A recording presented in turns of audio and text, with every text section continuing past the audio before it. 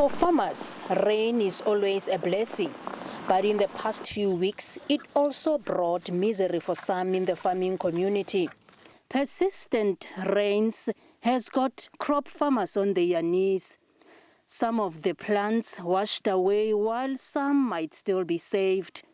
But with a huge additional cost, money that farmers do not have. Our land was flattened by the hailstorm. 60 hectares of sunflower and 80 hectares of maize. And then what we're going to incur is in terms of fertilizer costs. When we're talking about maize meal, I have to apply 2 bags per hectare. More or less, I have to apply 80,000 rands of fertilizer. AGRI Northwest says it's still quantifying the damages and that farmers will need all the support they can get.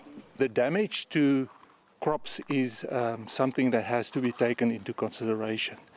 And what you have is that, especially in areas, low-lying areas and areas where you have shallow soils, that there's saturation and crops are damaged. So what happens is in specific areas, they had to replant those areas due to damage to those crops.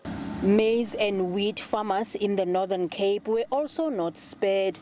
They are now hoping for a few sunny days. AGRI Northern Cape is concerned about the wet conditions on this stage and hope that the weather can give a few sunny days for just a little bit of drier conditions so that we can apply fertilizer on the maize and do the necessary crop spraying that is needed to keep the fields clean. An agricultural economist believes that if rainy conditions continue, they will adversely impact maize production and increase maize prices.